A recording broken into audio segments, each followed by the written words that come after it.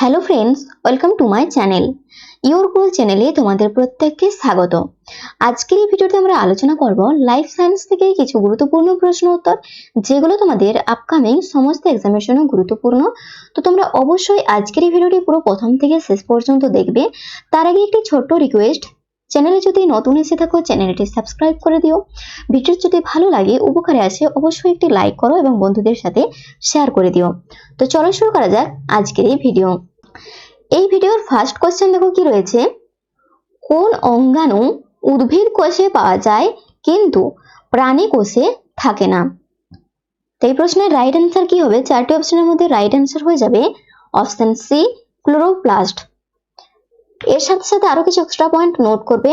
Chloroplast একটি সবুজ রঞ্জক পদার্থ যা উদ্ভিদের খাদ্য তৈরিতে সাহায্য করে।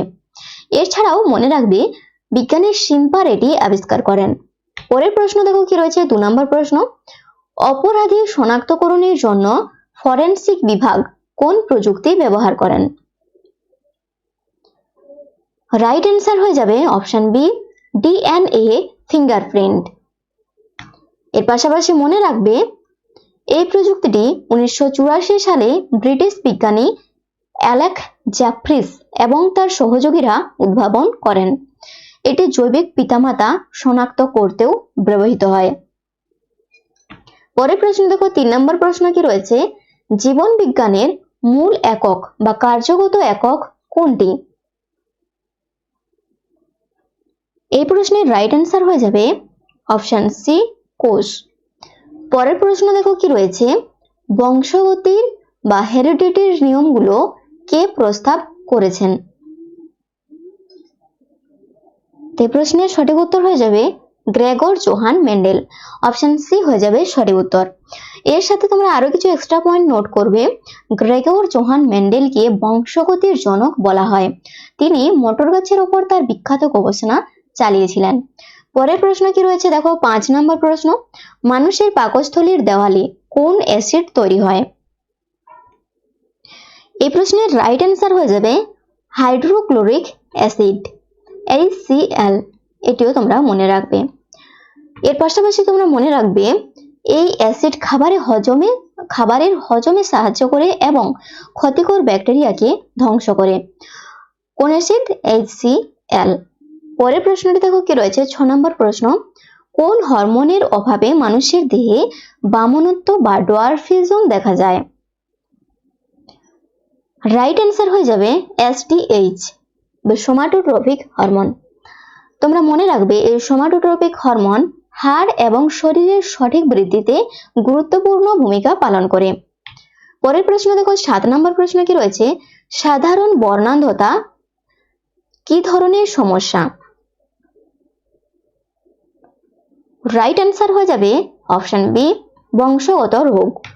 এর সাথে সাথে তোমরা মনে রাখবে বর্ণান্ধ ব্যক্তিরা সাধারণত লাল এবং সবুজ রঙের মধ্যে পার্থক্য করতে পারে না। তো তোমাদের জন্য হোমওয়ার্ক রইল, এই লাল এবং সবুজ বর্ণান্ধকে কি বলা হয়? লাল আর সবুজ বর্ণান্ধকে কি বলা হয়? তোমরা অবশ্যই নিচে কমেন্ট বক্সে কমেন্ট করে জানাবে। 8 নম্বর প্রশ্নটি দেখো কি রয়েছে, বারুদ তৈরি করতে নিচের কোন পদার্থটি ব্যবহার করা হয়? রাইট অ্যান্সার হয়ে যাবে নাইট্রোগ্লিসারল। এর সাথে এক্সট্রা পয়েন্ট মনে রাখবে, নাইট্রোগ্লিসারল বিস্ফোরক তৈরিতে ব্যবহৃত একটি গুরুত্বপূর্ণ রাসায়নিক পদার্থ। নেক্সট পরের প্রশ্ন দেখো, কোন ব্যাকটেরিয়া নাইট্রোজেন স্থিতিকরণে সাহায্য করে? সঠিক উত্তর হয়ে যাবে রাইজোবিয়াম, অপশন বি। এর পাশাপাশি মনে রাখবে এই ব্যাকটেরিয়া মূলত সিম্বগোত্রীয় উদ্ভিদের মূলে বাস করে এবং মাটির উর্বরতা বাড়াতে সাহায্য করে। পরের প্রশ্ন দেখো 10 নম্বর প্রশ্ন, দুধ টক হয়ে গেলে কোন অ্যাসিড উৎপন্ন হয়? রাইট অ্যান্সার হয়ে যাবে ল্যাকটিক অ্যাসিড। এর পাশাপাশি মনে রাখবে দুধ যখন টক হয় তখন ল্যাকটিক অ্যাসিড তৈরি হয়। ল্যাক্টোবেসিলাস ব্যাকটেরিয়া দুধকে দইয়ে রূপান্তর করে। এই পয়েন্টটিও তোমাদের জন্য গুরুত্বপূর্ণ। কোন ব্যাকটেরিয়া দুধকে দইয়ে রূপান্তরিত করতে সাহায্য করে? Lactobacillus bacteria. এর পাশাপাশি পয়েন্টটিও মনে রাখবে।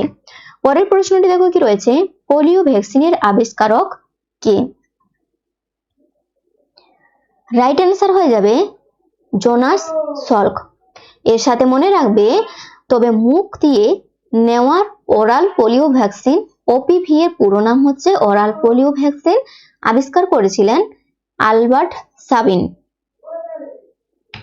পরের প্রশ্ন দেখো 12 নম্বর প্রশ্ন কি রয়েছে, টিউবারকুলোসিস বা যক্ষার বিরুদ্ধে কোন ভ্যাকসিন দেওয়া হয়?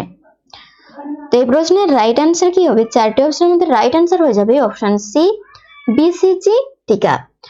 এর সাথে সাথে তোমরা মনে রাখবে, যক্ষা একটি ব্যাকটেরিয়া ঘটিত ফুসফুসের রোগ, যা প্রতিরোধের জন্য এই টিকা দেওয়া হয়। পরের প্রশ্নটি দেখো 13 নম্বর প্রশ্ন কি রয়েছে, ডিপিটি ভ্যাকসিনে পি অক্ষরটি কি নির্দেশ করে? তো 13 নম্বর প্রশ্নের সঠিক উত্তর কি হবে? চারটি অপশনের মধ্যে রাইট অ্যান্সার হয়ে যাবে অপশন সি পারটুসিস। এর সাথে মনে রাখবে, ডিপিটি পূর্ণরূপ হলো ডিপথেরিয়া পারটুসিস, বা পারটুসিস মানে হচ্ছে হুপিং কাশি এবং টিটেনাস।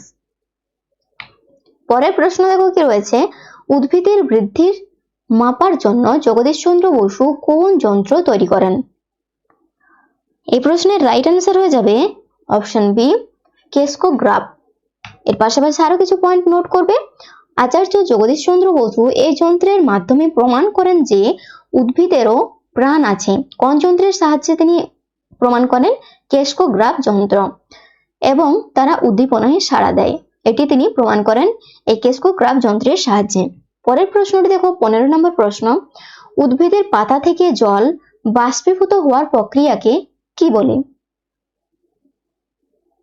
রাইট অ্যান্সার হয়ে যাবে অপশন সি প্রস্বেদন। এর পাশাপাশি মনে রাখবে, এই প্রক্রিয়ায় উদ্ভিদ তার অতিরিক্ত জল পত্ররন্ধ্রের মাধ্যমে বাতাসে ছেড়ে দেয়। পরের প্রশ্নটি দেখো, পাগল কুকুরে কামড়ালে কোন রোগ হওয়ার সম্ভাবনা থাকে? রাইট অ্যান্সার হয়ে যাবে অপশন সি রেবিজ। এর সাথে মনে রাখবে, রেবিজ একটি অত্যন্ত বিপজ্জনক ভাইরাস ঘটিত রোগ এটি, যা মানুষের স্নায়ুতন্ত্রকে আক্রমণ করে। তাহলে মানব শরীরের কোন অঙ্গকে আক্রান্ত করে রেবিজ ভাইরাস? এটি হয়ে যাবে স্নায়ুতন্ত্রকে আক্রমণ করে। পরের প্রশ্ন দেখো, বিকাশ ও বিবর্তনের তত্ত্ব কে দিয়েছিলেন? এই প্রশ্নের রাইট অ্যান্সার হয়ে যাবে অপশন বি চার্লস ডারউইন। এর সাথে তোমরা মনে রাখবে, ডারউইন তার বিবর্তনবাদের মাধ্যমে পৃথিবীর প্রাণীগুলির ক্রমবিকাশ ব্যাখ্যা করেছিলেন। পরের প্রশ্ন দেখো 18 নম্বর প্রশ্ন, চেরক বা স্মল পক্সের টিকা কে আবিষ্কার করেন? এই প্রশ্নের রাইট অ্যান্সার হয়ে যাবে অপশন সি এডওয়ার্ড জেনার। এর সাথে সাথে তোমরা মনে রাখবে, তাকে ইমিউনোলজির জনকও বলা হয়, কারণ তিনি পৃথিবীর প্রথম সফল টিকা আবিষ্কার করেন। পরের প্রশ্ন দেখো, উদ্ভিদের রোগ বিষয়ক গবেষণাকে কি বলা হয়? রাইট অ্যান্সার হয়ে যাবে ফাইটোপ্যাথোলজি। এর সাথে এক্সট্রা পয়েন্ট তোমরা মনে রাখবে, উদ্ভিদের বিভিন্ন রোগ এবং সংক্রমণের বিরুদ্ধে তাদের লড়াই নিয়ে এই শাখায় আলোচনা করা হয়েছে। পরের প্রশ্ন দেখো 20 নম্বর প্রশ্ন, পরমাণু চুল্লিতে শীতলকারক হিসেবে কি ব্যবহার করা হয়? রাইট অ্যান্সার হয়ে যাবে অপশন বি জল। এর সাথে তোমরা মনে রাখবে, পরমাণুর চুল্লি বা রিঅ্যাক্টরের তাপ নিয়ন্ত্রণের জন্য জল একটি অন্যতম প্রধান উপাদান হিসেবে কাজ করে। তো ফ্রেন্ডস, আজকের ভিডিও আমাদের এই পর্যন্ত। ভিডিওটি যদি ভালো লাগে, উপকারে আসে, অবশ্যই একটি লাইক করো এবং বন্ধুদের সাথে শেয়ার করে দিও। চ্যানেলে যদি নতুন এসে থাকো, চ্যানেলটি সাবস্ক্রাইব করে দিও। Thank you for watching.